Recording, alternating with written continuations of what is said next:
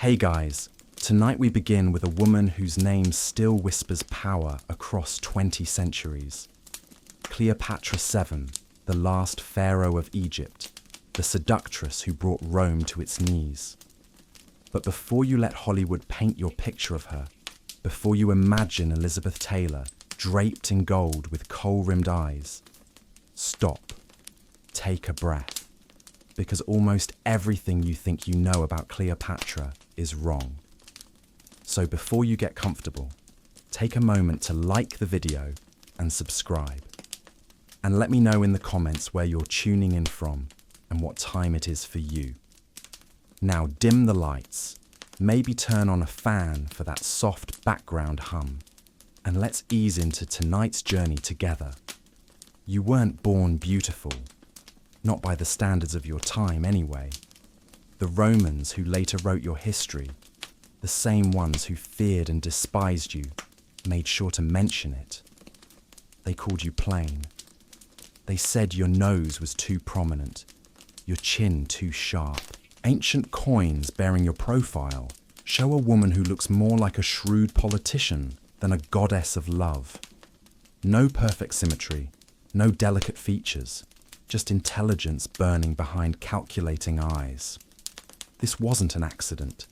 This was the Ptolemaic bloodline.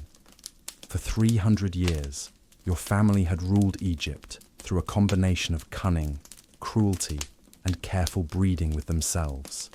Your ancestors were Greek, descendants of Alexander the Great's General Ptolemy, who carved out Egypt when the great conqueror's empire shattered. For generations, they married brother to sister, father to daughter, uncle to niece, keeping the bloodline pure and the throne secure. But that purity came with a price. You were born into a family tree that looked more like a wreath, twisted back on itself in unnatural ways. Genetic disorders plagued the Ptolemies. Some were born with deformities. Others suffered from mental instability. Many died young, their bodies unable to withstand the accumulated weight of centuries of inbreeding. You survived because you were different. Not beautiful, but brilliant. Not perfect, but powerful. The palace you grew up in wasn't a fairy tale castle. It was a snake pit. Your father, Ptolemy the Fiend, had clawed his way back to the throne with Roman help after being exiled by his own people. He was called the flute player by his enemies, a mocking reference to his love of music in a world that respected only strength. But you learned from his humiliation. You watched him grovel before Roman senators, saw him pay tribute with Egyptian gold, witnessed the slow strangulation of your kingdom's independence. Your siblings weren't playmates, they were rivals. In the Ptolemaic tradition, you were supposed to marry your younger brother Ptolemy III and rule jointly. But joint rule was a polite fiction. Real power meant eliminating the competition. Your family's history was written in blood. Brother killing brother, sister poisoning sister, children murdering parents before they themselves could be murdered. Love was a luxury you couldn't afford. Trust was a weakness that got you killed. You came of age in Alexandria, the greatest city in the ancient world. Here, the lighthouse stood as one of the 7 wonders, its beacon guiding ships from across the Mediterranean. The great library housed the accumulated knowledge of civilization, scrolls and texts from every corner of the known world. Scholars, merchants, philosophers, and spies filled the streets, speaking dozens of languages, trading in countless currencies. This was your classroom, and you absorbed it all. While other royal children played with toys, you played with languages. Greek was your native tongue, the language of your ancestors and the court. But you didn't stop there. You learned Egyptian, the language of your subjects, something no Ptolemy had bothered with for generations. Then came Latin, the language of power, spoken by the Romans who increasingly dominated the Mediterranean world. Hebrew, Arabic, Ethiopian, Persian, Median, Troglodyte. 9 languages in total, each one a key to understanding different peoples, different ways of thinking, different opportunities for influence. This wasn't just academic achievement. This was weapons training. Every language you mastered was another tool of seduction, another way to reach into someone's mind and make them feel understood, special, chosen. When you spoke to a Roman general in perfect Latin, when you quoted Persian poetry to a visiting dignitary, when you conversed with Jewish merchants in Hebrew, you weren't just communicating. You were demonstrating that you saw them, knew them, respected them enough to speak their language. In a world where most rulers barely acknowledged their subjects' existence, this was revolutionary. But languages were just the beginning. You studied rhetoric, the art of persuasion that moved minds and toppled governments. You learned mathematics, astronomy, and philosophy. You memorized the histories of every major power, their strengths, their weaknesses, their leaders' personal quirks and desires. You understood that knowledge wasn't just power, it was seduction. The ability to speak intelligently about someone's passion, to quote their favorite poet, to understand their deepest fears and greatest ambitions. This was how you would conquer not just bodies, but souls. Your education wasn't theoretical. By the time you were a teenager, you were sitting in on diplomatic meetings, watching your father negotiate with Roman ambassadors who held Egypt's fate in their hands. You saw how they looked at him, the barely concealed contempt in their eyes as they dictated terms to a pharaoh who had once been considered a living god. You learned that respect wasn't inherited, it was earned, and you began planning how you would earn it. The mirror didn't lie to you. You weren't Helen of Troy, whose face launched 1,000 ships. You weren't Venus, rising perfect from the sea foam. You were something more dangerous, a woman who understood that true seduction happened in the mind, not the bedroom.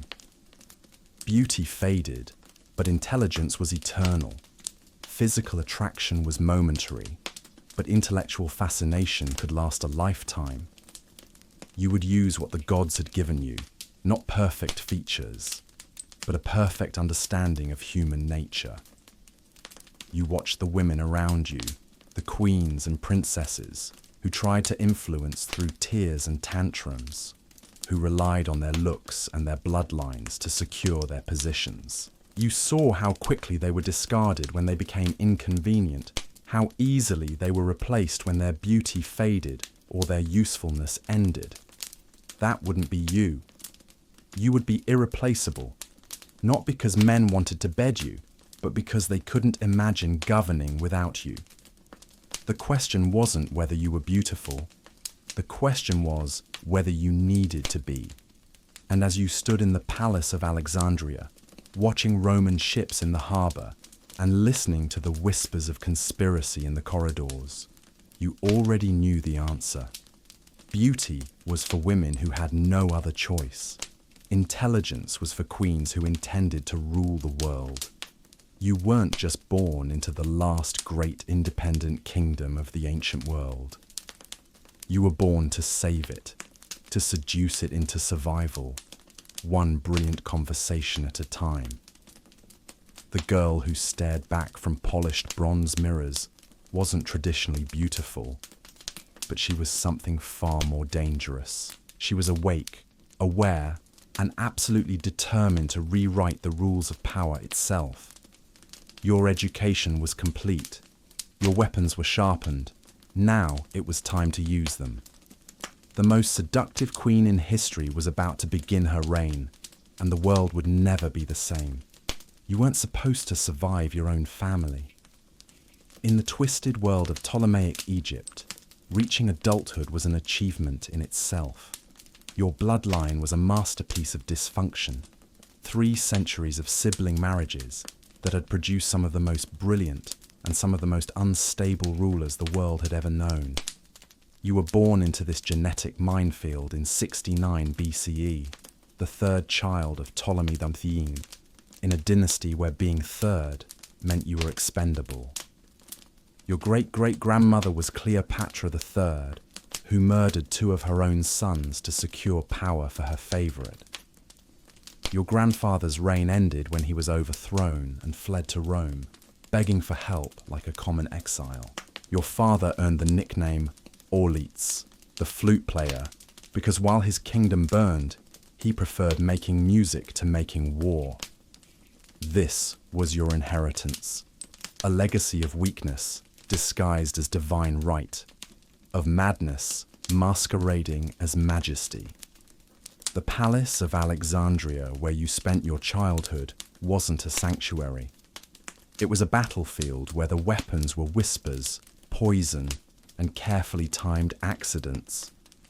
You learned to walk quietly through marble corridors where servants' loyalty could be bought with gold or fear.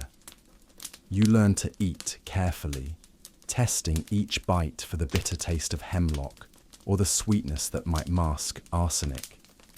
You learned to sleep lightly, one ear always listening for the soft footsteps that might herald an assassin's blade.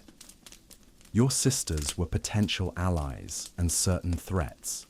Arsinoe the Four, younger than you, beautiful where you were clever, already showing the dangerous ambition that ran in Ptolemaic blood. She smiled sweetly during palace ceremonies, while her eyes calculated which of your supporters might be turned, which of your weaknesses might be exploited.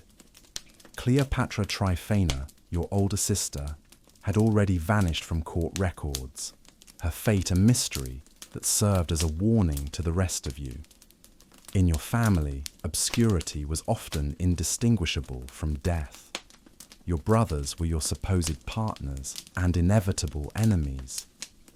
Ptolemy the Fiend was barely 10 when you ascended to joint rule with him, but age meant nothing in the game you were playing. He was surrounded by advisors who whispered that Egypt needed a true pharaoh, not a woman who thought herself cleverer than the gods. Ptolemy the 14th waited in the wings, younger still, but already learning the lesson that survival meant eliminating the competition. Every family dinner was a negotiation. Every shared ceremony was a chance for betrayal.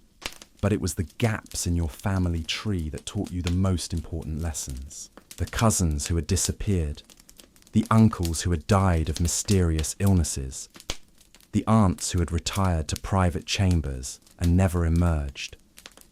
Palace historians kept careful records of births and coronations, but the deaths were often recorded with studied vagueness.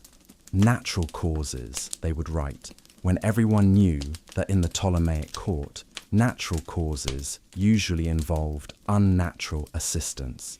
You studied these disappearances like a scholar studying military tactics, because that's exactly what they were. Your great-uncle Ptolemy the Eighth had murdered his nephew and married his niece, ruling through terror for decades.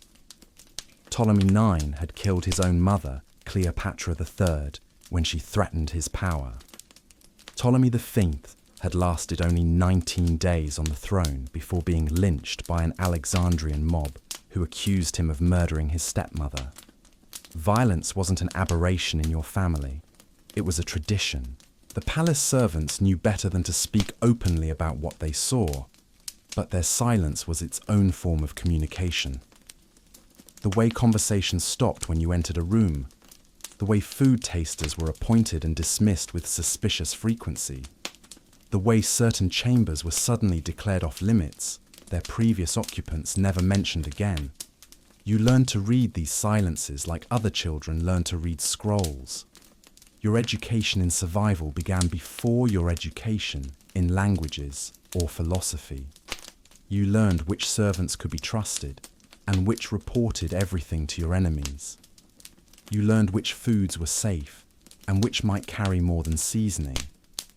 You learned which palace guards were loyal to you personally and which served whoever paid them most recently. These weren't lessons taught in scrolls or spoken aloud. They were absorbed through fear, refined through paranoia, perfected through the understanding that one mistake meant joining the long list of Ptolemies who had simply vanished from history. But you also learned something your ancestors had forgotten in their bloody pursuit of power. That fear was a tool, not a way of life. Your great-great-grandmother might have ruled through terror, but she had also been murdered by her own son. Your grandfather might have clung to power through violence, but he had died in exile, forgotten and despised. There had to be another way, a path to power that didn't require you to destroy everyone you might have loved. The key came from watching your father's humiliation. Ptolemy Thuth had survived not through strength, but through weakness, not by threatening Rome, but by making himself useful to Rome. He had traded Egyptian independence for personal survival, turning the land of the pharaohs into a Roman client state. It was a shameful compromise, but it was also instructive. Your father had understood something crucial. Power wasn't just about commanding fear. It was about creating dependency. You watched him negotiate with Roman ambassadors, saw how he made himself indispensable to their plans for the Eastern Mediterranean. He offered them grain when their harvests failed, gold when their wars demanded funding, safe passage when their merchants needed trade routes. He didn't try to intimidate them. He made them need him. It was brilliant in its simplicity and devastating in its implications for Egyptian independence. But you saw something your father missed.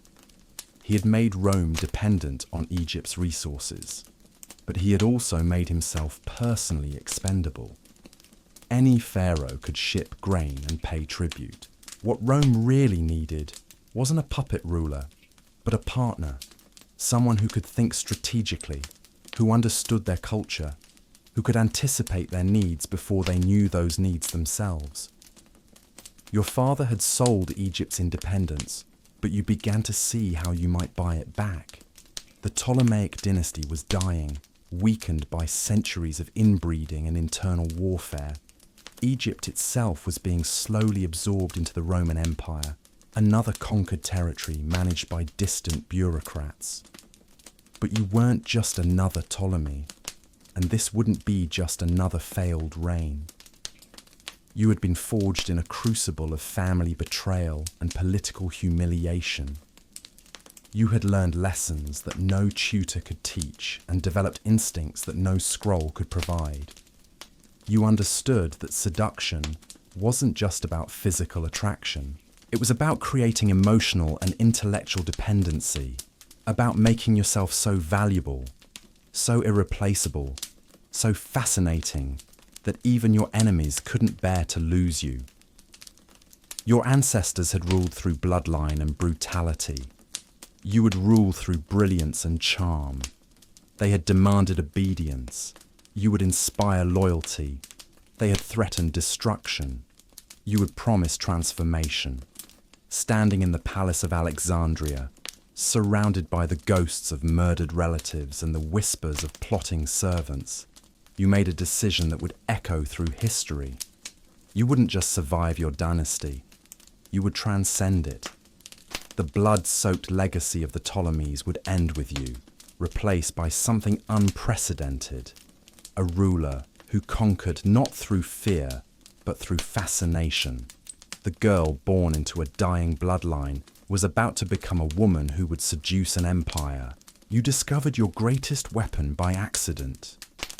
It happened during a diplomatic reception when you were 16, still officially sharing power with your younger brother, but already maneuvering to sideline him.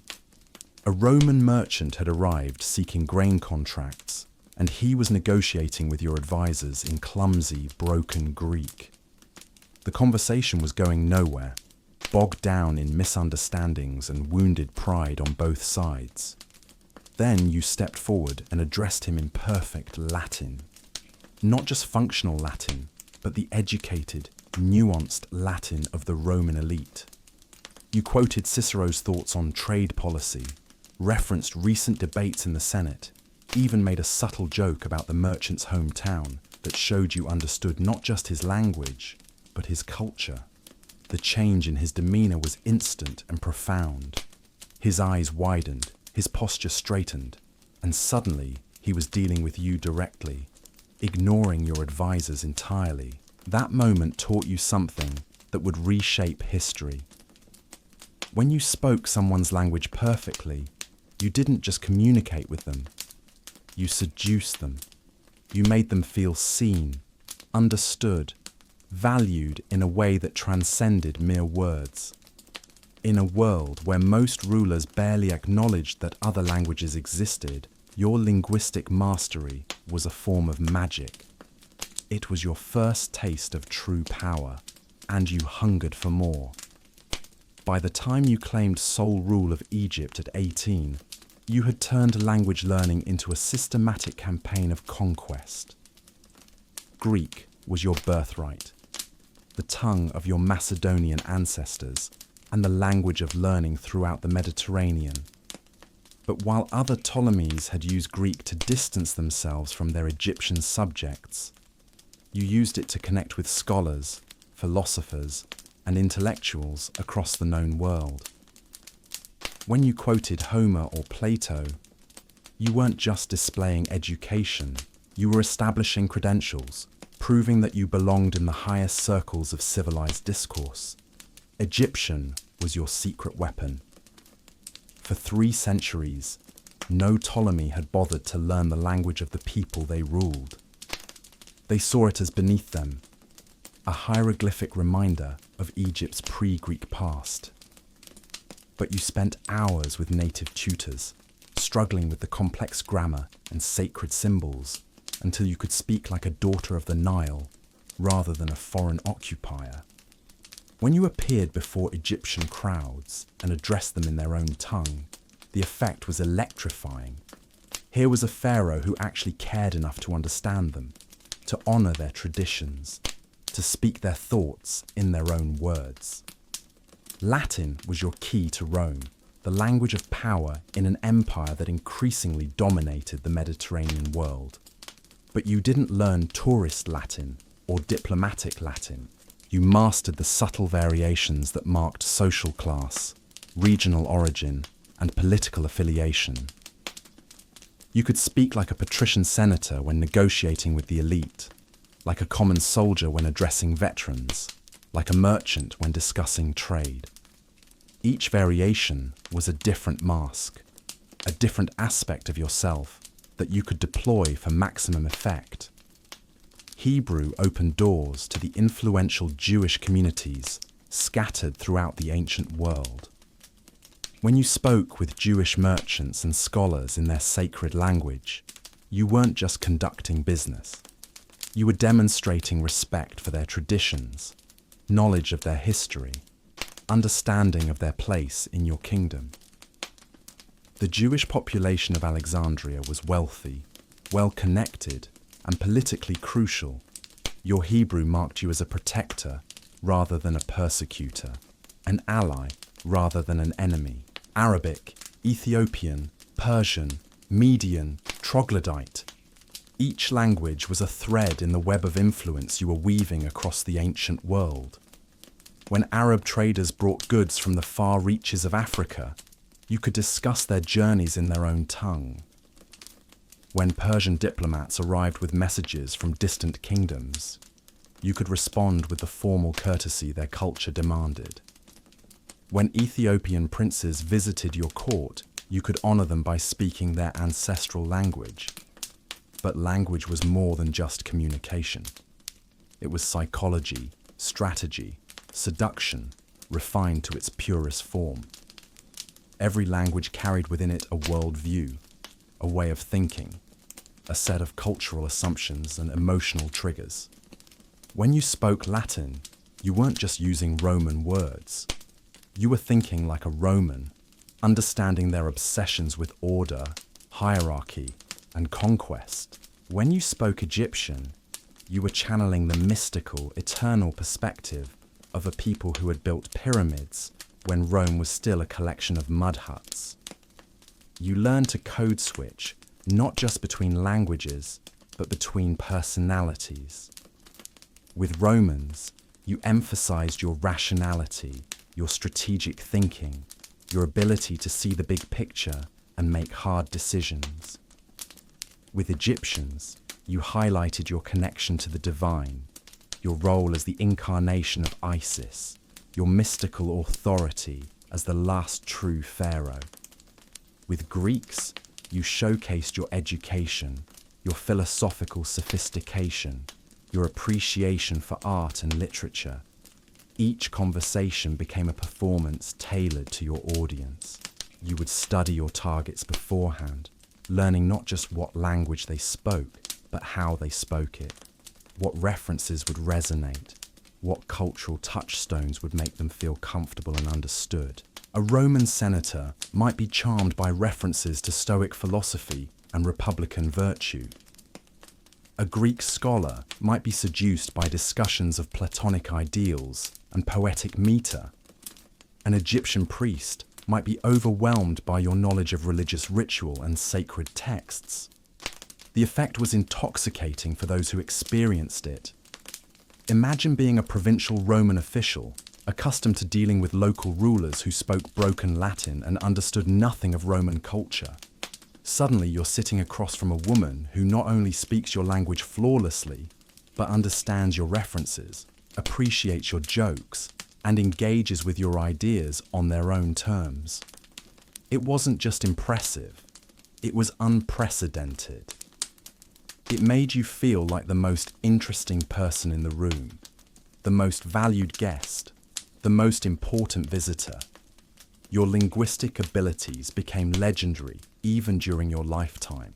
Plutarch would later write that it was rare for you to need an interpreter, that you could speak directly to Ethiopians, troglodytes, Hebrews, Arabs, Syrians, Medes, and Parthians.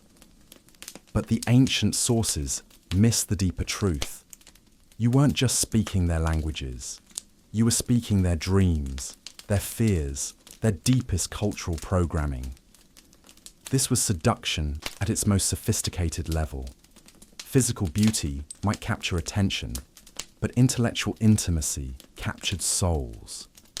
When you spoke someone's native language perfectly, when you understood their cultural references, when you could engage with their deepest thoughts and most cherished beliefs, you weren't just communicating.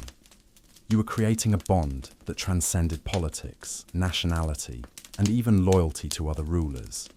Your 9 languages weren't just academic achievements. They were 9 different ways to reach into someone's mind, 9 different keys to unlock human hearts, 9 different weapons in your arsenal of influence. While other rulers relied on armies and gold to project power, you had something far more potent: the ability to make anyone feel like they were the only person in the world who truly mattered. The girl who had learned to survive in a palace of whispers and poison had become a woman who could whisper in any language, who could make poison taste like honey, who could turn every conversation into a conquest. Your linguistic mastery wasn't just education, it was transformation, alchemy, the magical ability to become whoever your audience needed you to be, while never losing sight of who you really were. The most dangerous woman in the ancient world. You understood that power was theatre, and theatre required a stage. When Julius Caesar's ships appeared on the horizon in 48 BCE, you faced a moment that would define not just your reign, but your legend. Caesar had come to Alexandria chasing his rival Pompey, but Pompey was already dead, killed by your brother's advisors in a miscalculated attempt to curry favour with Rome's apparent victor. Now the most powerful man in the world sat in your palace, and you were 21 years old, exiled from your own capital, with nothing but your wits and your understanding of human psychology. Your brother Ptolemy III controlled Alexandria. His advisors had made it clear that you were not welcome in your own city. Traditional diplomacy was impossible. Any messenger you sent would be intercepted. Any letter would be read by your enemies. But you had studied Caesar from afar. analyzed his campaigns, his victories, his weaknesses. You knew that this man who had conquered Gaul and crossed the Rubicon was, at his core, a creature of ego and ambition. He needed to be reminded that he was not just a general or a politician, but a legend in the making. So you decided to become a legend yourself, at least for one night. The plan was audacious to the point of madness. You would smuggle yourself into the palace, rolled up in a carpet, and present yourself to Caesar like a gift from the gods. Your advisors thought you had lost your mind. The risks were enormous. If your brother's guards discovered you, death would be swift and certain. If Caesar rejected your approach, you would be handed over to your enemies as a prisoner. Everything depended on those crucial first moments, on your ability to transform what could have been seen as a desperate stunt into the most memorable entrance in political history. But you understood something your advisors didn't. You had studied Caesar's life, his loves, his vanities. This was a man who had been captivated by spectacle since childhood, who had learned to appreciate dramatic gesture through his exposure to Roman theatre. He was also a man who prized intelligence and audacity above conventional beauty. The very outrageousness of your plan would appeal to someone who had himself made a career of impossible gambles and brilliant improvisations. You chose your carpet carefully, not just any rough weaving, but a magnificent Persian silk, deep purple shot through with gold thread, the kind of luxury that spoke of Eastern mystique and royal privilege. The merchant who would carry you was selected for his acting ability as much as his discretion. He would present himself as a trader, bringing gifts to the Roman general, a common enough occurrence that wouldn't raise suspicions. The journey through Alexandria's streets, bound and hidden in suffocating darkness, gave you time to prepare your performance. You weren't just planning to surprise Caesar, you were planning to seduce him from the moment you appeared. Every word, every gesture, every expression had to be calculated for maximum effect. You would have seconds to establish your power, to transform yourself from a desperate exile into an irresistible ally. When the carpet was unrolled in Caesar's private chambers, you emerged not as a supplicant, but as a goddess. You had chosen your costume as carefully as everything else. Simple enough to suggest accessibility, rich enough to command respect, cut to emphasize your intelligence rather than your body. Your hair was arranged in the style of Isis, invoking your role as the goddess's earthly incarnation. Your jewelry was Egyptian gold and lapis lazuli, reminding Caesar that he was in the presence of 3 millennia of civilization. But it was your opening words that sealed the victory. You spoke in perfect Latin, not the formal diplomatic language Caesar might have expected, but the intimate, cultured Latin of his own social circle. You quoted Cicero, referenced recent Roman political developments, made it clear that you understood his world as well as your own. Within moments, you had established that this wasn't a meeting between a Roman conqueror and a barbarian queen, but a conversation between equals. The effect on Caesar was everything you had calculated it would be. Here was a man accustomed to being the most interesting person in any room, suddenly confronted by a woman who might actually be more interesting than he was. Your entrance had been dramatic enough to appeal to his love of spectacle, intelligent enough to engage his formidable intellect, and audacious enough to match his own legendary boldness. You didn't ask for his help. You offered your partnership. You made it clear that you weren't seeking protection, but proposing an alliance between Egypt and Rome that would benefit both powers. You demonstrated your knowledge of Roman politics, your understanding of Caesar's position, your appreciation for the delicate balance he was trying to maintain between his role as conqueror and his need for legitimacy.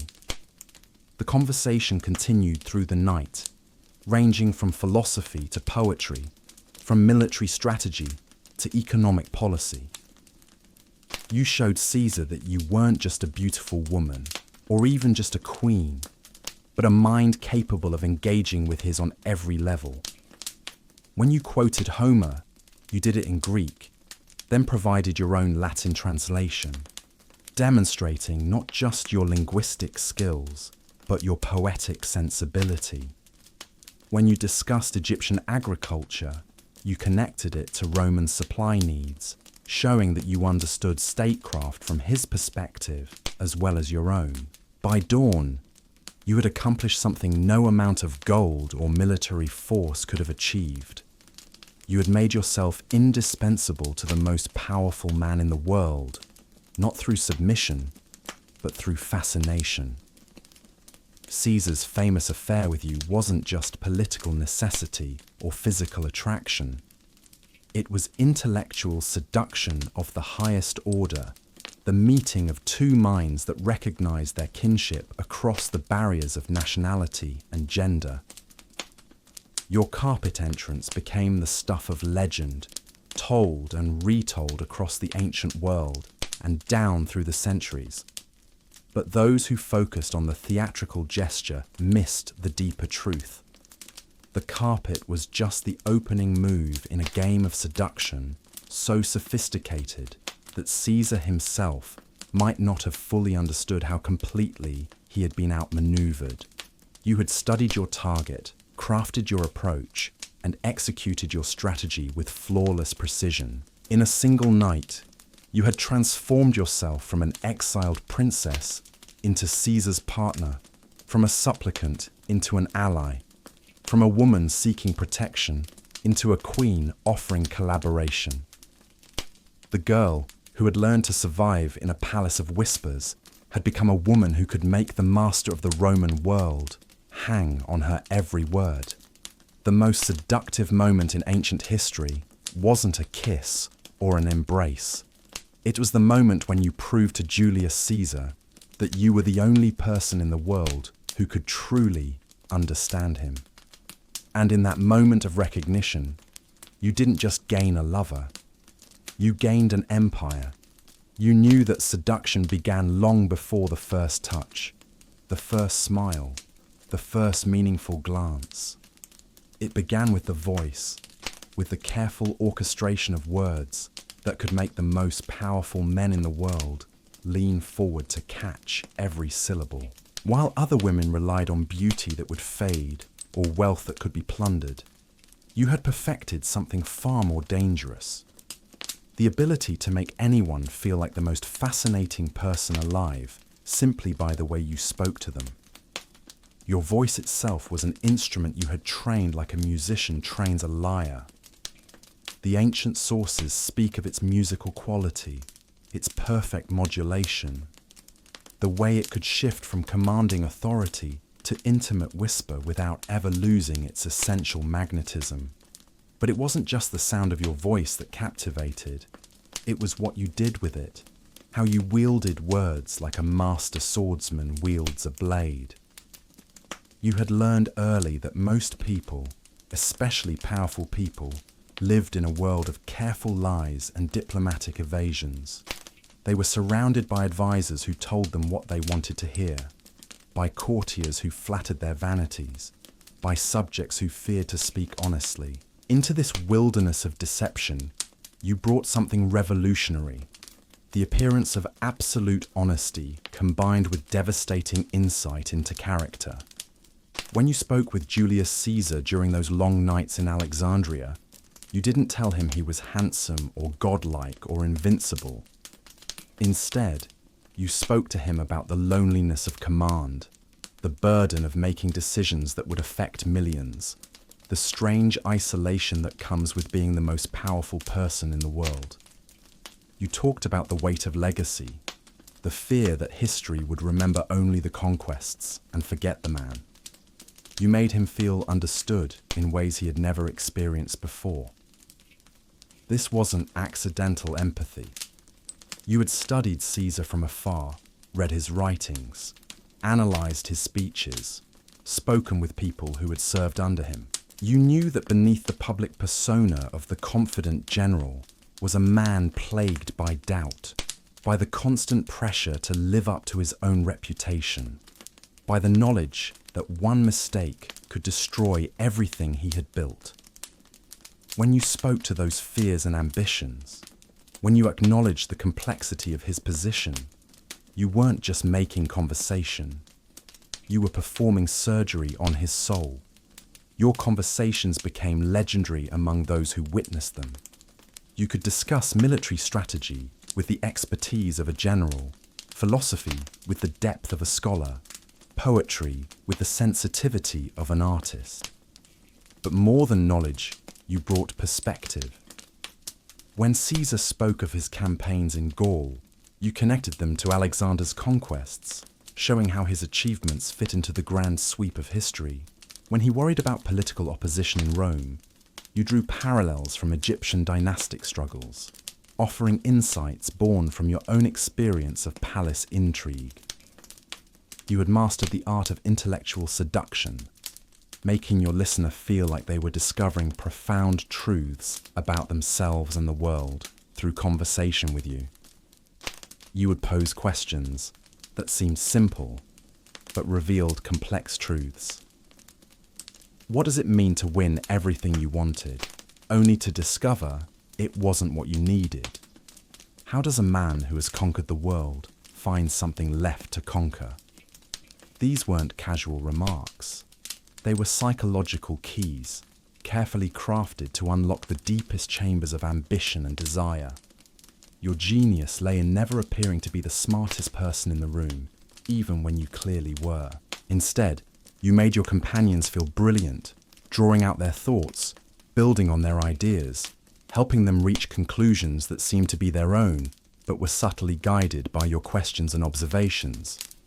Caesar would leave your conversations feeling like he had just experienced the most stimulating intellectual exchange of his life, not realizing that you had orchestrated every moment of revelation and discovery. You understood that powerful men were accustomed to being desired for their position, their wealth, their influence. What they craved was far rarer, to be desired for their minds, to be seen as more than their titles and achievements. You offered them something that no amount of gold could buy, the feeling of being truly known and appreciated by someone whose opinion actually mattered. With Mark Antony, your approach evolved to match his different personality. Where Caesar was intellectual and calculating, Antony was emotional and impulsive. Your conversations with him were passionate, fiery exchanges that matched his temperament. You spoke of glory and legend, of love that could topple empires and desires that could reshape the world. You quoted poets who wrote of heroes and lovers, connected his achievements to mythical figures, made him feel like he was living inside an epic poem. But even with Antony's more emotional nature, you never abandoned the intellectual foundation of your seduction. You could discuss the finer points of Roman law, debate the merits of different military formations, analyze the economic implications of various policies. The difference was in how you framed these discussions, wrapping serious topics in passionate language, making political strategy sound like poetry, turning diplomatic negotiation into intimate confession. Your voice carried with it the authority of 3,000 years of Egyptian civilization, the sophistication of Greek culture, the pragmatic wisdom of Roman politics. When you spoke, you weren't just offering opinions. You were channeling the accumulated wisdom of the ancient world. Yet you wore this knowledge lightly, never pedantically, always in service of the deeper goal of connection and understanding. You had learned to read people the way scholars read texts, searching for the hidden meanings beneath the surface words. You could detect insecurity masked as arrogance, loneliness disguised as authority, fear hiding behind aggression. And once you identified these deeper currents, you could speak to them directly, offering understanding, validation, partnership in ways that your listeners had never experienced before. The most seductive thing about your voice wasn't its beauty or its musical quality. It was its ability to make the most powerful men in the world feel like they were finally talking to someone who truly saw them, understood them, valued them for who they were, beneath the titles and achievements and public personas. In a world of constant performance and political calculation, you offered the gift of authentic connection, or at least the appearance of authentic connection. Because the greatest seduction of all was making your targets believe that your understanding was spontaneous, your insight natural, your connection genuine. They never suspected that every word was calculated, every question strategic, every moment of apparent vulnerability carefully planned. You had turned conversation itself into conquest, dialogue into domination, understanding into an unbreakable chain of emotional dependency. The voice that conquered Rome wasn't just heard. It was felt, deep in the hearts of men who thought they were beyond reach, beyond seduction, beyond the need for anyone's approval or understanding. You proved them wrong, one perfectly chosen word at a time. You knew that seduction wasn't just about what people heard or saw.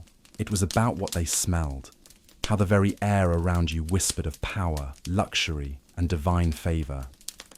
In the ancient world, scent was memory made manifest, desire distilled into vapor that could linger in a room long after you had gone, haunting the thoughts of those who had breathed it. You understood this primal truth and transformed it into perhaps your most subtle and devastating weapon. The perfumes you wore weren't mere cosmetics. They were liquid propaganda, olfactory arguments for your divinity, your desirability, your absolute uniqueness in a world full of queens and courtesans. While other women dabbed on simple flower waters or basic oils, you commissioned master perfumers to create scents that had never existed before. Fragrances so complex and intoxicating that a single breath could transport the senses to realms of pure luxury.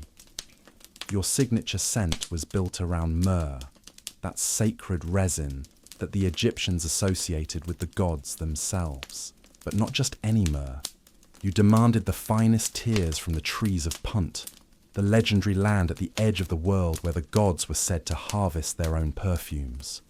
This myrrh was blended with frankincense from Arabia, its smoke carrying prayers to heaven, its scent promising divine favor to those who breathed it.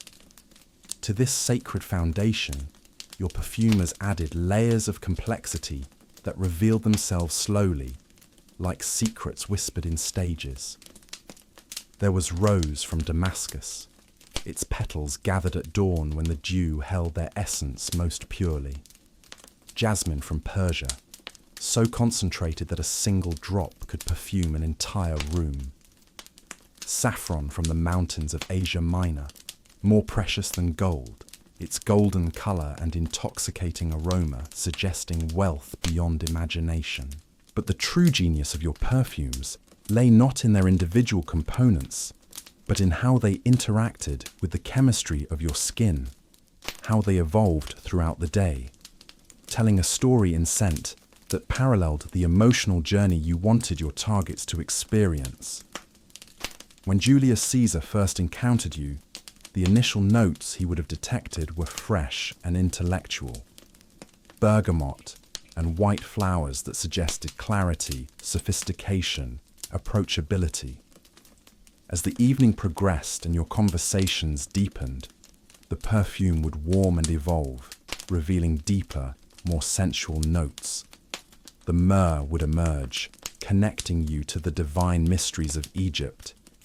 The frankincense would whisper of sacred rituals and ancient wisdom. By the time dawn approached, the final bass notes would be fully revealed. Ambergris from the depths of the ocean, musk that spoke of animal desire, sandalwood that promised eastern mysteries yet unexplored. This wasn't accident, but alchemy.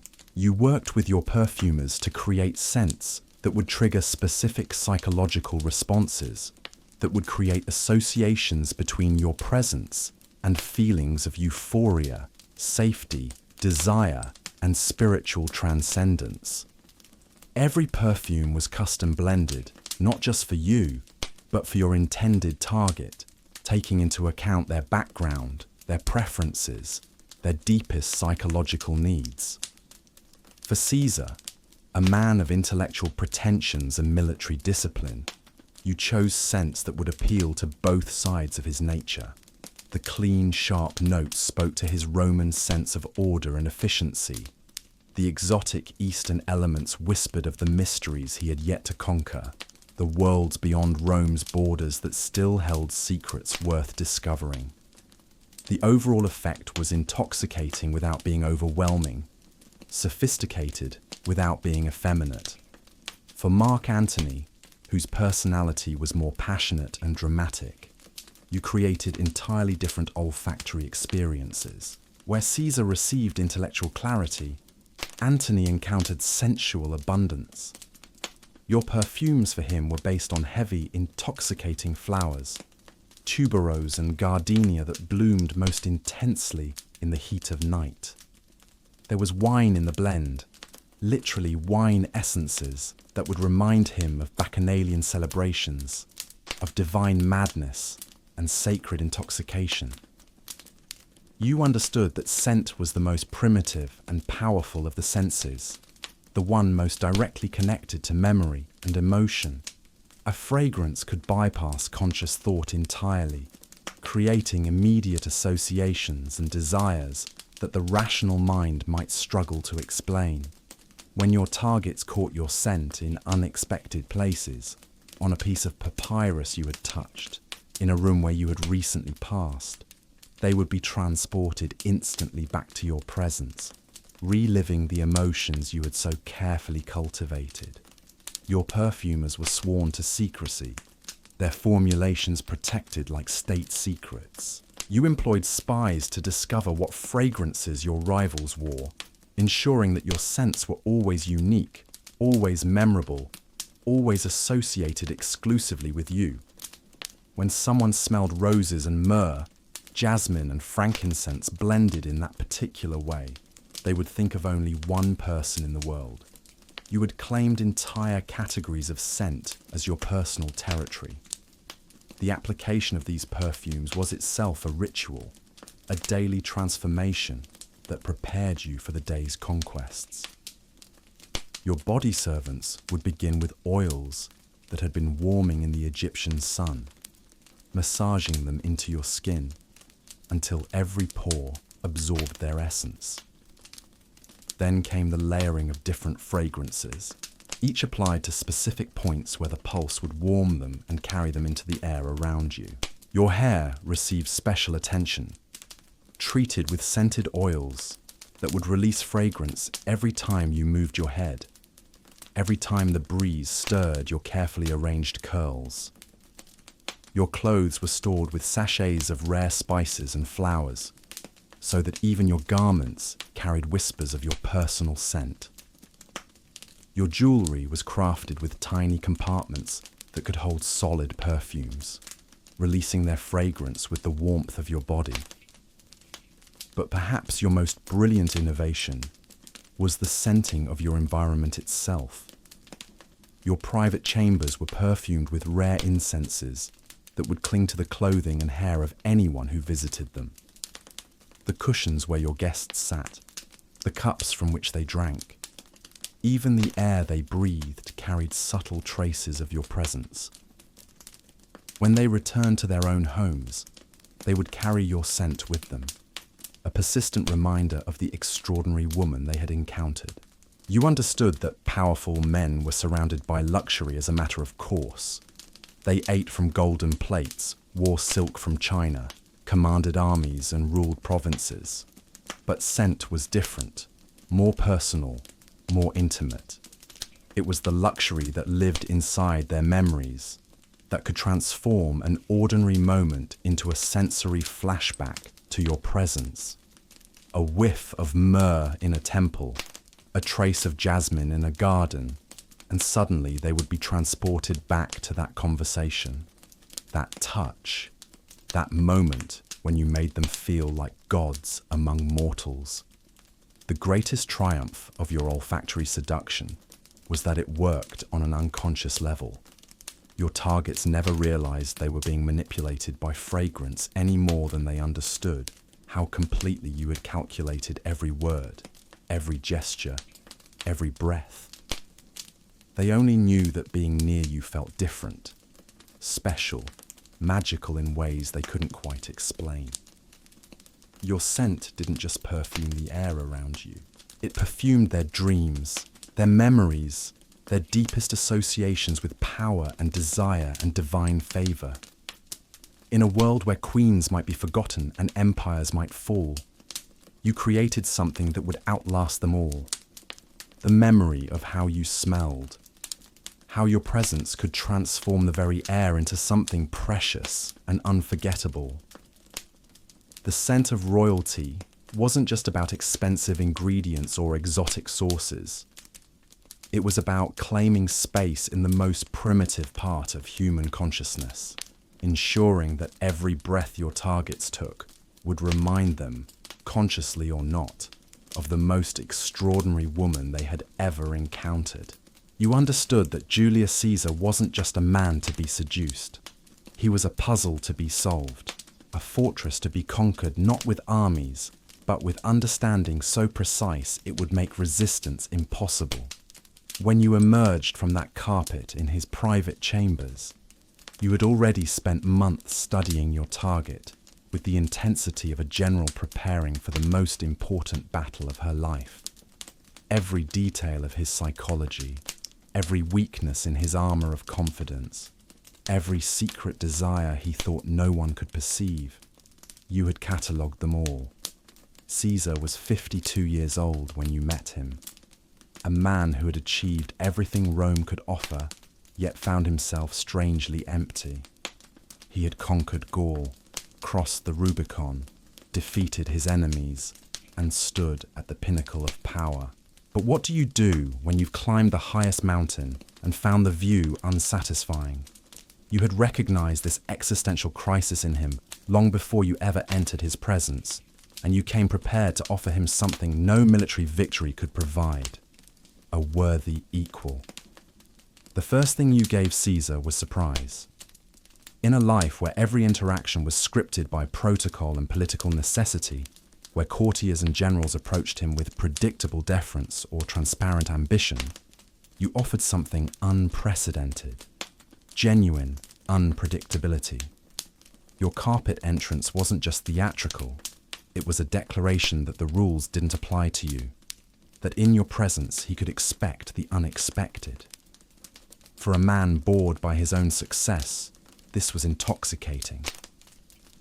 But surprise was just the opening move. What followed was a campaign of intellectual seduction so sophisticated that Caesar, master manipulator though he was, found himself outmaneuvered at every turn. You had studied his writings, his speeches, his private letters obtained through your extensive spy network. You knew that beneath the public image of the confident commander was a man plagued by doubt, by the constant pressure to live up to his own legend, by the fear that history would judge him harshly. So you spoke to his fears, but not in the way a lover might offer comfort. Instead, you engaged with them intellectually, treating his anxieties as the complex philosophical problems they were. When he worried about his legacy, you discussed the nature of immortality, not just the immortality of fame, but the deeper question of what makes a life meaningful beyond its achievements. When he questioned his decisions, you explored the burden of choice that comes with absolute power, making him feel understood rather than judged. You gave Caesar something he had never experienced before: a conversation with an intellectual equal who was also a woman of supreme political intelligence. You could match him quote for quote from the Greek philosophers, strategy for strategy from military history, intrigue for intrigue from the brutal world of palace politics. But unlike his male advisors and competitors, You brought to these discussions a perspective shaped by different experiences, different challenges, different ways of thinking about power and survival. Your genius lay in making Caesar feel that he was discovering new truths about himself through your conversations. You would pose questions that seemed innocent, but cut to the heart of his deepest concerns. What is the difference between a conqueror and a creator, you might ask, watching as he grappled with the implications? How does a man ensure that his achievements outlast his enemies' memories? These weren't random philosophical musings. They were surgical strikes against his psychological vulnerabilities. You understood that Caesar's greatest fear wasn't death or defeat. He had faced both many times. His greatest fear was irrelevance, the possibility that all his struggles and triumphs would ultimately mean nothing. So you offered him something far more valuable than military alliance or political support. You offered him significance, the chance to be part of something larger than mere conquest, to participate in the creation of a new kind of power that would reshape the ancient world. The sexual component of your relationship with Caesar was the natural result of this intellectual seduction, not its goal. When you finally became lovers, it wasn't because you had overwhelmed him with beauty or feminine wiles. It was because you had created such complete mental intimacy that physical intimacy became inevitable.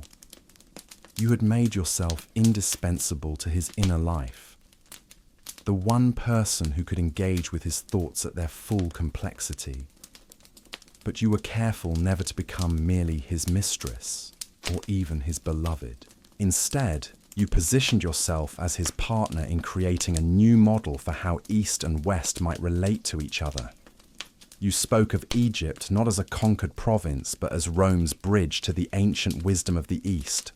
Of yourself not as a client queen, but as the co-architect of a new kind of empire, based on collaboration rather than domination. Your conversations with Caesar often extended through entire nights, ranging from immediate political concerns to grand philosophical questions about the nature of civilization itself. You would discuss how to integrate Egyptian administrative methods with Roman military efficiency, how to blend Greek intellectual traditions with Roman pragmatism, how to create forms of government that could span continents and cultures while remaining stable and just. These weren't abstract theoretical discussions. You were offering Caesar a vision of what his conquest could become, how his military victories could be transformed into lasting cultural and political achievements. You made him see that mere domination was the work of any competent general, but true transformation, the creation of something genuinely new and enduring, required a partner who understood both worlds, someone who could help him build rather than simply rule. The son you bore him, Caesarion, wasn't just the product of passion, but the physical embodiment of this grand vision. Here was a child who carried both Roman authority and Egyptian divinity, who could represent the fusion of Western efficiency and Eastern wisdom. You made Caesar understand that this child wasn't just his heir, but the symbol of a new kind of power that could unite rather than divide the ancient world. Your relationship with Caesar lasted until his assassination in 44 BCE, but its effects would echo through your later dealings with Mark Antony and ultimately reshape the course of Roman history. You had proven that seduction at its highest level wasn't about sex or even love. It was about creating shared vision, about making someone believe that their greatest achievements lay not in their past conquests, but in their future collaboration with you. When Caesar was murdered on the Ides of March, you didn't just lose a lover or even a political ally. You lost a partner in the grandest seduction of all, the attempt to seduce history itself, to bend the arc of civilization toward a future that neither Rome nor Egypt could create alone. But you had learned lessons from this first great conquest that would serve you well in the campaigns to come. The most powerful men in the world could be won not through submission, but through the promise of transformation, not by making them feel satisfied, but by making them feel capable of greatness they had never imagined possible. You knew that Mark Antony would require a completely different approach than Caesar. Where the great general had been intellectual and calculating, Antony was emotional and passionate. Where Caesar had craved philosophical discourse and strategic planning, Antony hungered for spectacle and sensual experience. So when you prepared to meet Rome's new strongman in 41 BCE, you didn't plan another surprise entrance. You planned a seduction so magnificent it would become the stuff of legend, a performance so overwhelming that Antony would never recover from its impact. Your intelligence network had provided detailed reports about Antony's psychology. He saw himself as the new Dionysus, the god of wine, celebration, and divine madness. He was a man who lived for pleasure but craved meaning, who commanded legions but felt empty without love, who conquered cities but remained conquered by his own desires for recognition and affection. Unlike Caesar, who had been motivated by legacy and achievement, Antony was driven by the need to feel alive, to experience emotions and sensations intense enough to match his grandiose self-image. So you decided to become his goddess, literally. When you sailed to meet him at Tarsus, you transformed your royal barge into a floating vision of divine luxury that would make Antony believe he was encountering not just a queen, but Aphrodite herself risen from the sea. Every detail was calculated to overwhelm his senses and trigger his deepest fantasies about power, pleasure, and divine favor. Your barge was a masterpiece of theatrical engineering. The sails were purple silk shot through with gold thread, billowing in the Mediterranean breeze like the robes of the gods. The oars were silver, their rhythm coordinated to create music as they cut through the water. The deck was covered with Persian carpets and Egyptian silk cushions, while bronze braziers burned the rarest incenses from across the known world. The scent of myrrh, frankincense, and exotic spices drifted across the water, announcing your approach long before your ship came into view. But you were the centerpiece of this aquatic theatre. You reclined beneath a golden canopy, dressed as Aphrodite in diaphanous robes that seemed to shimmer with their own light. Your costume was a study in calculated sensuality, revealing enough to fire the imagination, modest enough to maintain mystery. Golden jewelry adorned your arms and throat, each piece chosen to catch the sunlight and create an almost supernatural glow around your form. Your attendants completed the divine tableau. Beautiful young men dressed as cupids fanned you with peacock feathers, while women costumed as sea nymphs played harps and flutes, their music floating across the water like the songs of sirens. Every person on your barge had been chosen for their beauty and trained in their roles until the entire production moved with the seamless perfection of a religious ritual. As your barge approached Tarsus, crowds gathered on the shore to witness this unprecedented spectacle. Word spread through the city that Aphrodite herself was coming to visit Dionysus, that the goddess of love was arriving to meet her divine counterpart. By the time you reached the harbour, half the population of Tarsus had abandoned their daily activities to witness what they believed was a visitation from the gods themselves. Antony, waiting in his tribunal to receive what he expected would be a routine diplomatic meeting, found himself abandoned by his own audience. His soldiers, his officials, even his personal guards drifted toward the harbour, drawn by reports of the divine vision approaching on the water. When Antony finally understood that he had been upstaged by your arrival, that his own people preferred watching you to attending his court, he faced a choice: rage at the humiliation or surrender to the spectacle. You had calculated correctly. Antony's ego was vast enough to be flattered rather than threatened by your performance. Here was a woman who understood theatre on his level, who could match his taste for the dramatic and the divine. When he came aboard your barge, he wasn't meeting a suppliant queen seeking his favour. He was encountering an equal in the art of magnificent excess, a partner who could help him live up to his own grandiose self-image. Your first conversation with Antony was conducted while you remained in costume as Aphrodite, establishing from the beginning that this relationship would operate on mythological rather than merely political terms. You spoke to him as one deity to another, discussing not just the mundane details of territorial disputes and tribute arrangements, but the larger question of what it meant to be divine in human form, to carry the responsibilities and pleasures of godhood.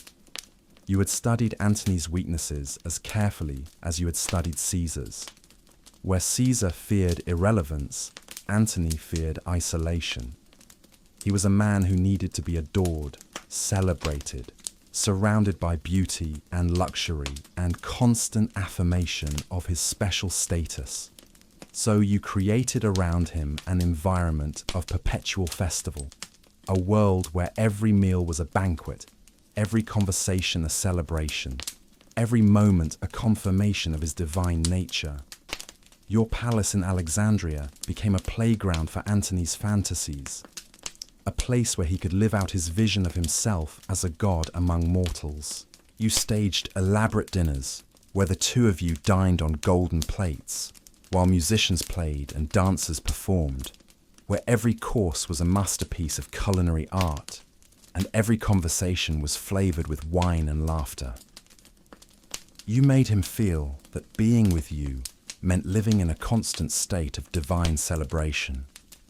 But beneath the surface of pleasure and luxury, you were conducting the same kind of psychological seduction you had perfected with Caesar. You studied Antony's moods, his fears, his dreams, and you tailored your responses to make him feel understood and valued in ways he had never experienced. When he spoke of his military campaigns, you compared him to Alexander and Achilles. When he worried about his reputation in Rome, you reminded him that gods were always misunderstood by mortals who couldn't appreciate their divine nature. You gave Antony something even more precious than pleasure. You gave him a narrative that made sense of his life, a story in which his appetites and excesses weren't weaknesses, but expressions of divine nature, in which his relationship with you wasn't political convenience, but cosmic destiny. You positioned your love affair as the union of Dionysus and Aphrodite, East and West, the forces of celebration and beauty joining to create something unprecedented in human history. The children you bore Antony, the twins Alexander Helios and Cleopatra Selene, and later Ptolemy Philadelphus, weren't just heirs, but symbols of this divine union. You named them after the sun and moon, positioning them as cosmic forces who would inherit not just kingdoms, but the power to reshape the world according to divine will. Every aspect of your relationship with Antony was elevated to mythological significance. Your genius lay in making Antony believe that his greatest pleasure was also his greatest duty. By loving you, by celebrating with you, by living in divine excess, he wasn't indulging in weakness, but fulfilling his cosmic purpose. You transformed what could have been seen as decadence into a kind of religious obligation, making him feel that his desires and your vision were perfectly aligned. The Roman propaganda machine would later paint your relationship with Antony as evidence of his corruption, proof that he had been unmanned by Eastern luxury and feminine wiles. But you understood something more sophisticated, that the most complete seduction makes the target feel not weakened, but empowered, not diminished, but elevated to heights they never imagined possible. When Antony chose you over Rome, when he abandoned his Roman wife and Roman responsibilities to create a new kind of empire based in Alexandria, he wasn't making a rational political calculation. He was following the logic of a seduction so complete that it had redefined his understanding of himself, his desires, and his destiny. You had given him not just love, but a new identity. Not just pleasure, but a new purpose. Not just a kingdom, but a new way of being divine. The boy who had dreamed of becoming Dionysus had finally found his Aphrodite, and together you would attempt to remake the ancient world in the image of your shared vision, where power and pleasure, politics and passion, East and West, could unite in celebration of something unprecedented and magnificent. It was seduction elevated to the level of cosmic drama, and for a brief, shining moment, it seemed as though the gods themselves were walking the earth. You understood that true power sometimes required the shedding of blood, especially when that blood belonged to those who shared yours. In the brutal mathematics of Ptolemaic survival, your siblings weren't just family members. They were walking threats to your throne, your life, and your vision for Egypt. So when the time came to eliminate the competition, you didn't hesitate, didn't flinch, didn't allow sentiment to cloud your judgment. You simply did what generations of your ancestors had done before you. You killed them. Your sister Arsinoe IV was the first to die, though not by your direct hand. During the Alexandrian War, she had allied herself with your enemies, proclaiming herself the true pharaoh while you were building your partnership with Julius Caesar. When Caesar's forces finally triumphed and Arsinoe was paraded through Rome in golden chains as part of Caesar's triumph, you might have felt a moment's satisfaction. But satisfaction turned to concern when Caesar, in a display of mercy that you found dangerously naive, spared her life and exiled her to the temple of Artemis in Ephesus. Arsinoe alive was Arsinoe dangerous. As long as she breathed, she remained a potential rallying point for your enemies, a legitimate Ptolemy who could challenge your rule if the political winds shifted. So you waited, patient as a crocodile, until the moment was right. When Mark Antony needed to prove his devotion to you, when he required a gesture that would demonstrate his complete commitment to your partnership, you gave him the perfect opportunity. You asked him to eliminate your sister. The assassination was carried out with the cold efficiency that characterized all your political murders. Arsinoe was dragged from the temple where she had taken sanctuary, the sacred ground that should have protected her proving useless against your reach. The soldiers who killed her were Antony's men, but the order came from you, filtered through layers of deniability that would have impressed Machiavelli. When news of her death reached Alexandria, you expressed appropriate grief while privately celebrating the removal of your most dangerous rival. Your brother Ptolemy XIV presented a different kind of problem. Unlike Arsinoe, who had openly challenged you, Ptolemy XIV was officially your co-ruler and husband, the traditional Ptolemaic arrangement that kept power within the bloodline while maintaining the fiction of shared authority. But fiction was all it was. In practice, you ruled alone, and your brother's very existence was an inconvenience, a potential tool for your enemies to use against you. The murder of Ptolemy XIV was more subtle than your sister's assassination. Poison was the traditional method for removing inconvenient relatives, and you had access to the finest toxins in the ancient world. Alexandria's pharmacologists could create substances that mimicked natural illness, that killed slowly enough to avoid suspicion, that left no trace their passage through the body. When your brother died suddenly in 44 BCE, officially of natural causes, no one was surprised.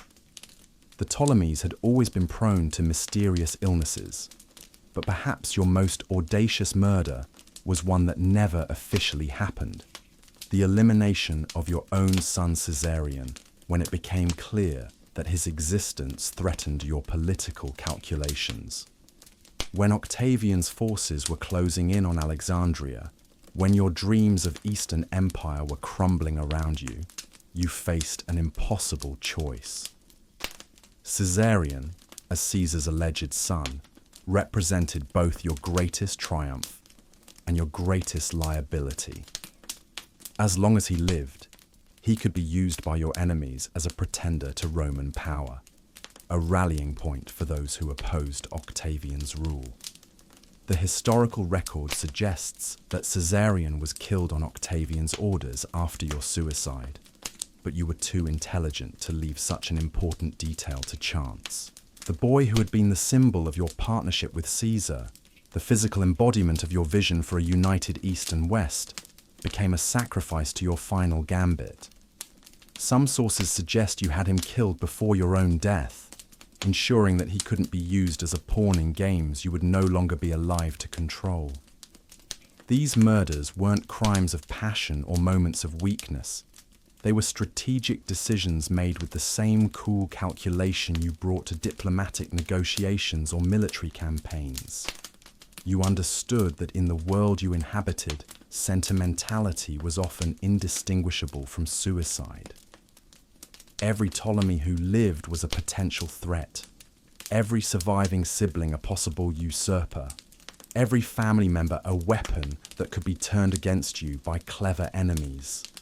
Your efficiency in eliminating family members served multiple purposes beyond mere survival. It sent a clear message to your remaining court about the price of betrayal, about your willingness to do whatever was necessary to maintain power. It also demonstrated to your Roman partners that you were capable of the kind of ruthless decision-making that characterized successful rulers in their own system.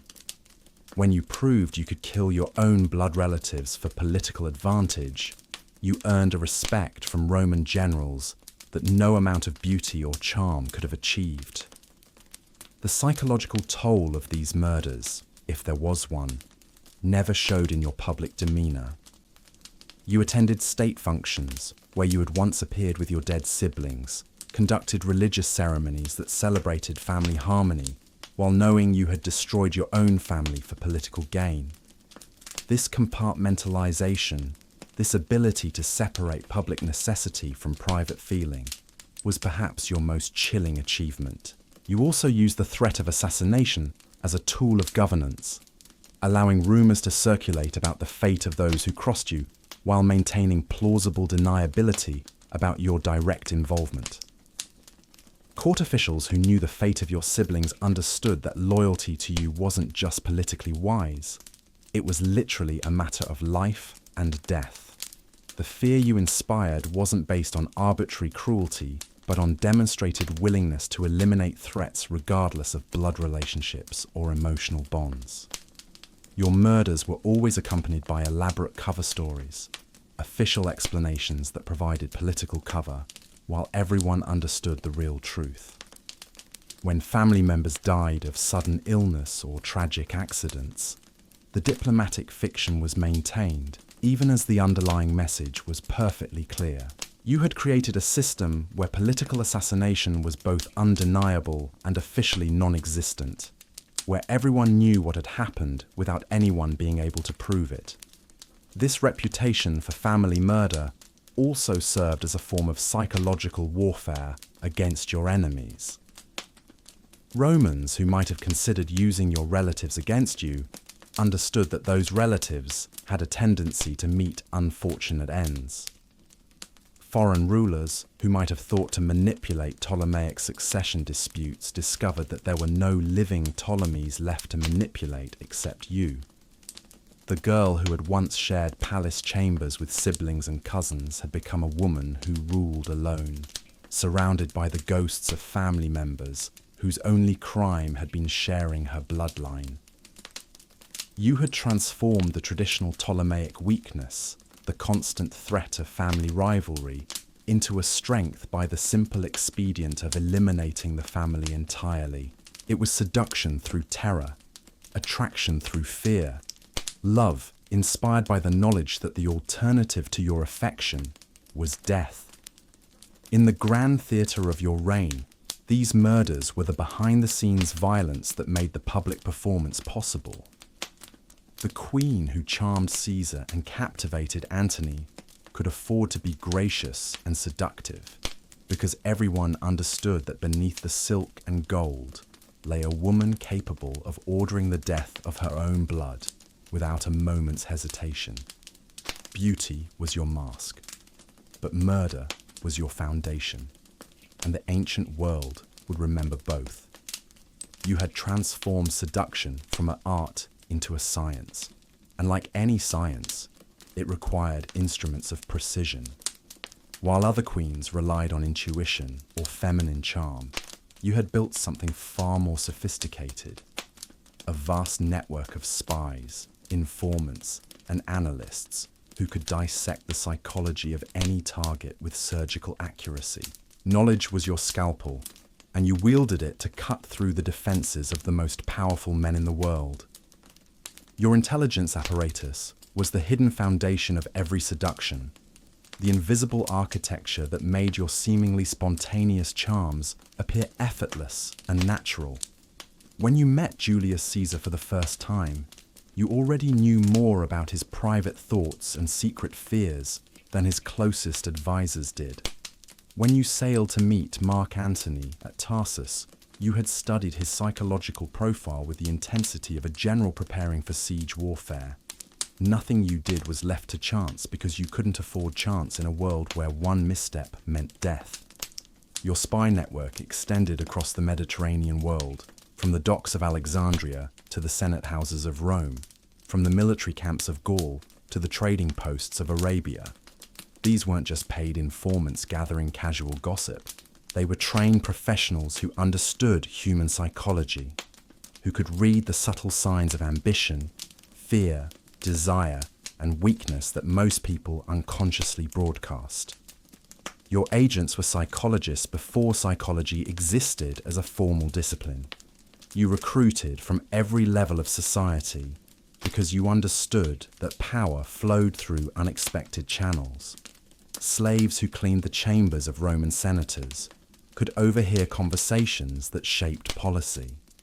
Prostitutes who entertained military commanders learned more about strategic plans than official briefings revealed. Merchants who traded across borders carried information as valuable as the goods in their ships. You wove these disparate sources into a tapestry of intelligence that gave you an almost supernatural understanding of your target's inner lives. Your greatest weapon wasn't beauty or wealth. It was your ability to know exactly what someone needed to hear before they knew they needed to hear it. When Caesar worried about his legacy, you could speak to his specific concerns about how history would judge his actions because your agents had already reported his private conversations on the subject. When Antony felt insecure about his intelligence compared to Caesar's, you could offer precisely the kind of intellectual validation he craved because you knew his deepest insecurities. The psychological profiles you created were works of art in themselves, detailed analyses that would have impressed modern intelligence agencies. You mapped your target's emotional triggers, their childhood traumas, their greatest fears, and most shameful desires. You understood that Caesar's confidence masked a deep uncertainty about whether his achievements would outlast his enemy's hatred. You knew that Antony's boisterous personality hid a desperate need for unconditional love that he had never received from his stern Roman upbringing. But knowledge alone wasn't enough. You had to transform that intelligence into emotional manipulation so subtle that your targets never realized they were being guided. You learned to mirror people's communication styles, to adopt their speech patterns and thought processes, making them feel that you were kindred spirits separated only by the accident of birth. When Romans spoke with you, they felt they were talking to someone who understood their culture better than most Romans did. When Egyptians sought your counsel, they believed they were consulting with the incarnation of their ancient wisdom. Your manipulation extended to the smallest details of interaction.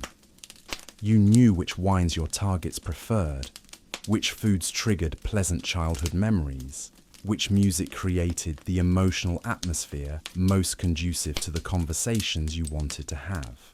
Your intelligence network provided information about everything from personal hygiene habits to sexual preferences, allowing you to create environments where your targets felt perfectly comfortable, perfectly understood, perfectly seduced. You also used this knowledge to eliminate potential rivals before they became threats.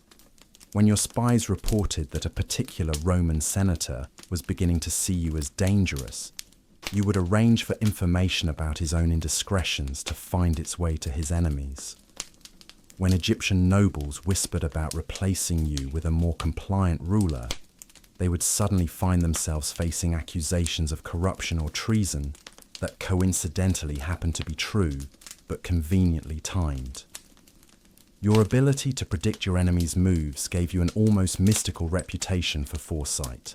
You could anticipate political shifts, economic crises, and military campaigns because you had access to the private conversations where these events were planned.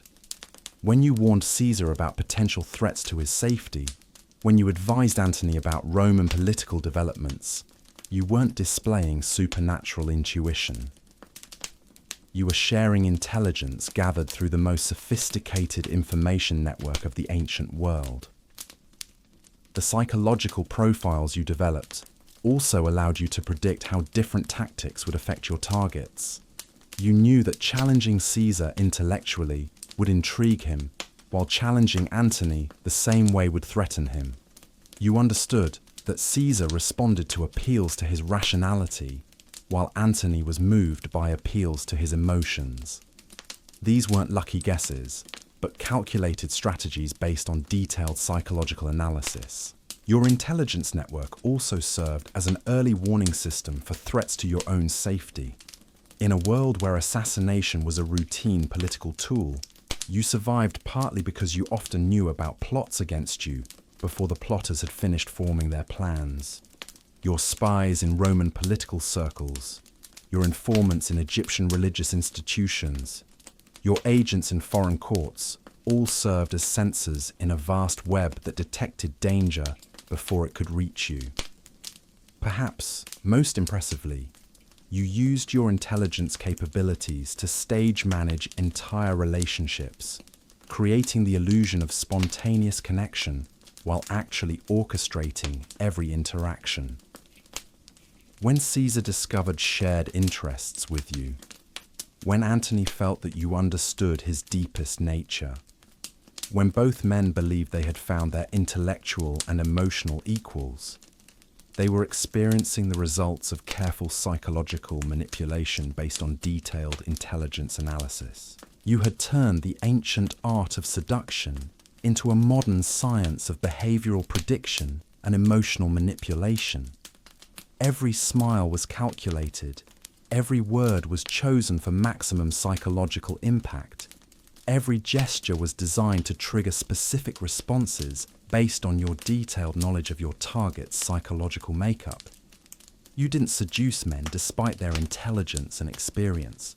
You seduced them because you understood their intelligence and experience better than they understood themselves. The queen who appeared to be irresistibly charming was actually irresistibly informed. You had created a system where seduction became inevitable because you knew exactly which psychological buttons to press, exactly when to press them, and exactly how hard. In a world where knowledge was power, you had assembled more knowledge about human psychology than anyone in the ancient world, and you used that knowledge to make yourself the most irresistible force in politics, diplomacy, and love. The girl who had learned to survive palace intrigue by reading people's intentions had become a woman who could rewrite those intentions entirely. turning enemies into allies, rivals into lovers, and the most powerful men in the world into willing participants in their own seduction. You knew that your reign would not end with a peaceful transition of power or a graceful retirement to some distant province. The mathematics of empire were closing in around you, and the equation would only balance with your death. But even in defeat, even facing the complete destruction of everything you had built, you refused to surrender the one thing that had always been yours to control, the manner of your own ending.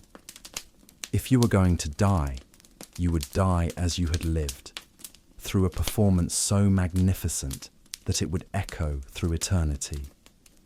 By 31 BCE, the fantasy was crumbling.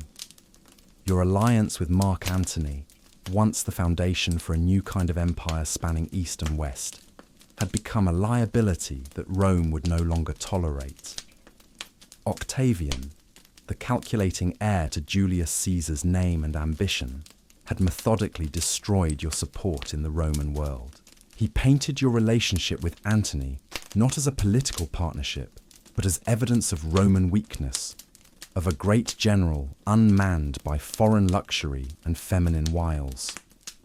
The Battle of Actium was supposed to be your moment of triumph, the naval engagement that would secure your independence and validate your vision of a world where Egypt remained a great power rather than a Roman province. Instead, it became a disaster that sealed your fate. When the battle turned against you, when it became clear that Octavian's fleet would carry the day, you faced a choice that would define how history remembered you. You could fight to the bitter end and die anonymously in the chaos of defeat, or you could withdraw and live to create a more meaningful death. You chose to retreat, but not out of cowardice. You understood that your real battle wasn't on the waters of Actium, but in the realm of memory and meaning. How you died would matter more than how you fought, because death was the final act of seduction, the last chance to control how the world saw you. You sailed back to Alexandria not as a defeated queen fleeing in panic, but as an artist returning to her stage to prepare for the performance of a lifetime. The months that followed Actium were a masterclass in controlled desperation. Octavian's forces were approaching, your treasury was exhausted, your allies had abandoned you, and Antony was sinking into despair and self-recrimination. But while everyone around you succumbed to hopelessness, you began planning your final seduction, the conquest of death itself. You would transform your suicide from an act of defeat into an act of ultimate triumph. Your preparations were as meticulous as any of your previous campaigns. You tested various poisons on condemned prisoners, studying their effects with the clinical detachment of a natural philosopher. You wanted a death that would be quick enough to prevent torture or humiliation, but dramatic enough to capture the imagination of future generations. The pain had to be bearable, the process had to be visually striking, and the symbolism had to be perfect. The asp, the sacred cobra of Egyptian royalty, emerged as your weapon of choice. This wasn't just a practical decision, but a theological one. The cobra was the symbol of divine pharaonic power, the uraeus that adorned your crown and marked you as the living incarnation of the gods. To die by cobra bite wasn't suicide in the Roman sense.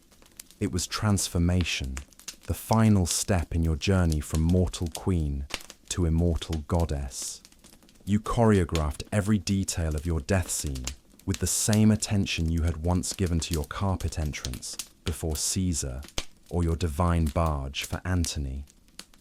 Your costume was chosen to invoke Isis, the goddess you had embodied throughout your reign. Golden jewelry adorned your throat and arms, not just for beauty, but to ensure that your body would remain magnificent even in death. Your makeup was applied with ceremonial precision, your hair arranged to echo the iconography of Egyptian divinity. The room where you would die was transformed into a sacred space, decorated with the symbols of your reign and your divine nature. Incense burned to carry your soul to the gods, while scrolls containing your final communications lay ready to be discovered by Octavian's forces. These weren't random suicide notes, but carefully crafted pieces of propaganda designed to shape how history would interpret your death. When the moment finally came, when Octavian's soldiers were pounding at the doors of your mausoleum, you didn't cower or beg or attempt futile negotiations. Instead, you received the cobra with the calm dignity of a priestess accepting a sacred ritual. The bite itself was anticlimactic, a sharp pain followed by the gradual dimming of consciousness. But the image you created, the final tableau of your life, was anything but anticlimactic. Octavian's soldiers found you arranged on a golden couch, your body positioned to suggest peaceful sleep rather than violent death. Your servants Eras and Charmian had died with you, their bodies forming a composition that suggested loyalty transcending death. Every detail of the scene reinforced the message you wanted to send. This wasn't defeat but apotheosis, not the end of a failed queen, but the transformation of a mortal woman into eternal legend. Your death was your final victory over Octavian, the one triumph he couldn't take away from you. He had planned to parade you through Rome in chains, to display the conquered queen of Egypt as proof of his complete victory over the East. Instead, he found a corpse so magnificent, so clearly divine in its repose, that even he was forced to acknowledge the power of what you had accomplished. You had denied him his greatest prize, while simultaneously creating your own immortality. The propaganda war that followed your death proved the brilliance of your final strategy. Octavian tried to portray you as a dangerous seductress whose death had saved Rome from corruption and foreign influence.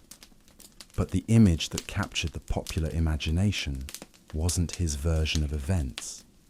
It was the picture of a queen who had chosen death over humiliation, who had controlled her own destiny until the very last breath, who had transformed defeat into spiritual victory. Your suicide became the template for noble death in the ancient world, the standard by which other royal endings would be measured.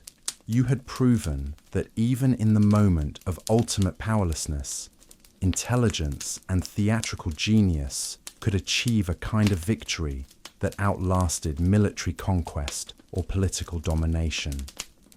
You couldn't save your kingdom, but you could save your story, and you understood that in the long run, the story mattered more than the kingdom. The asp that killed you became a symbol not of death, but of transformation, not of defeat, but of transcendence. You had taken the most Roman of actions, suicide to avoid dishonor, and given it an entirely Egyptian meaning, transforming personal destruction into divine ascension. Even death had become another tool of seduction, another way to make yourself irresistible to the imagination of future generations. When Octavian looked down at your body, perfectly arranged in its final performance, he wasn't just seeing a dead enemy. He was witnessing the birth of a legend that would outlive his empire, outshine his achievements, and ensure that while his name would be remembered by historians, yours would be remembered by everyone. You had lost the war, but won eternity. And in the mathematics of historical memory, eternity was the only calculation that mattered. Your final gamble had succeeded beyond your wildest dreams. The queen who had seduced Caesar and captivated Antony had achieved her greatest seduction of all. She had seduced death itself, transforming it from an ending into a beginning, from defeat into immortal victory. The girl who had learned to survive in a palace of poison had become a woman who could turn even poison into power. You died in 30 BCE, but death was just the beginning of your greatest conquest.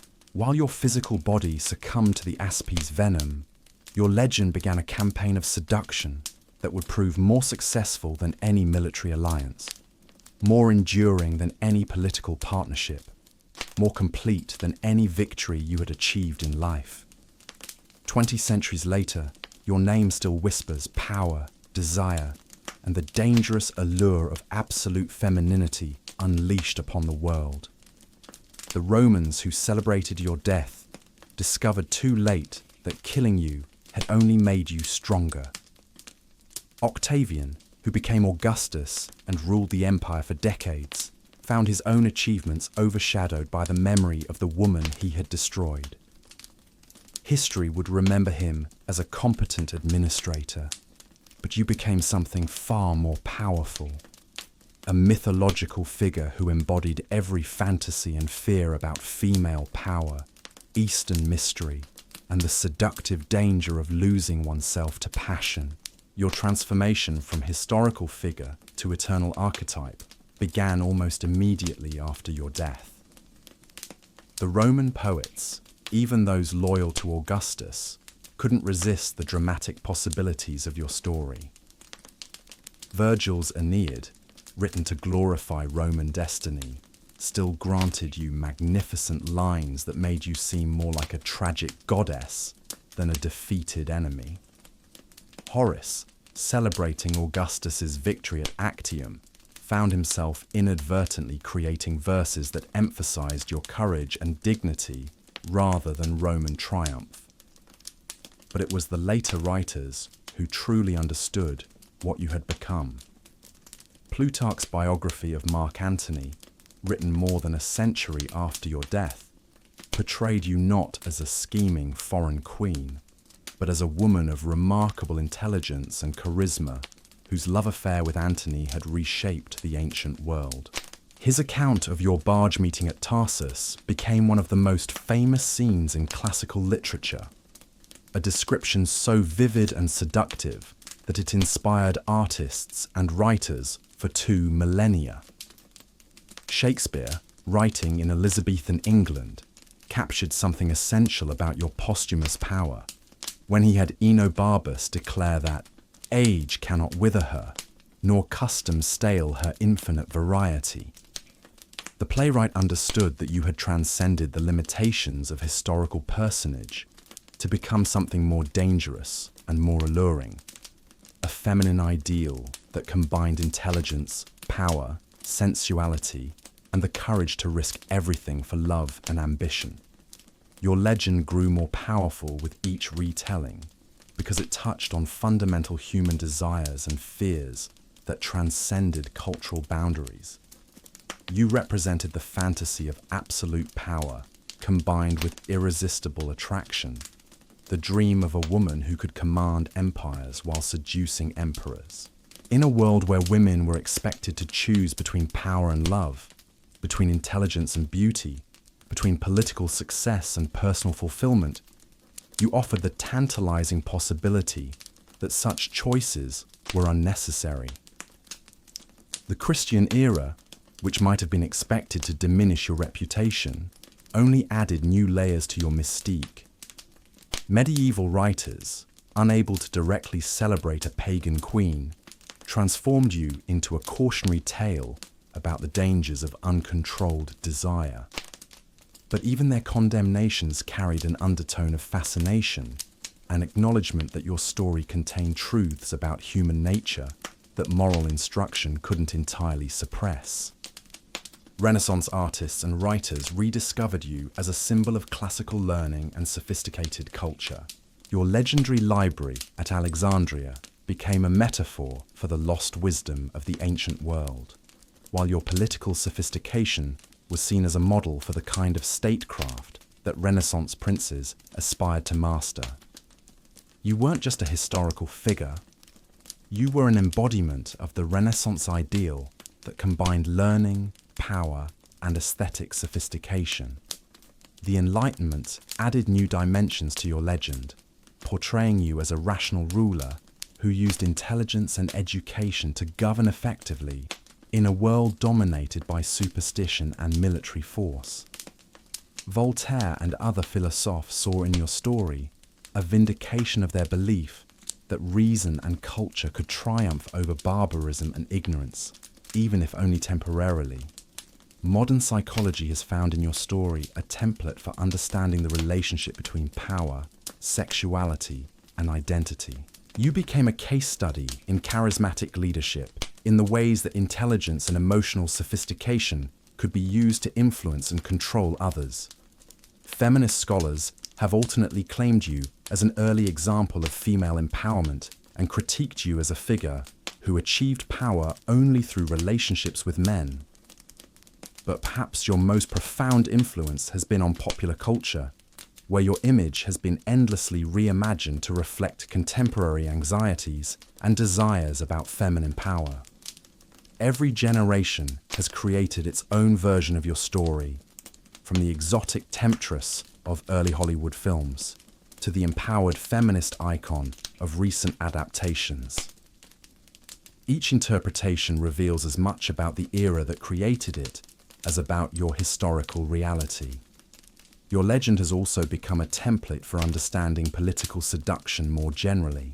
Modern leaders who combine charisma with intelligence, who use personal magnetism to achieve political goals, who blur the boundaries between the personal and the political, are inevitably compared to you. Your name has become shorthand for a particular kind of power that operates through attraction rather than coercion, through fascination rather than fear. The irony of your posthumous triumph is that it succeeded precisely because you lost your final political gamble.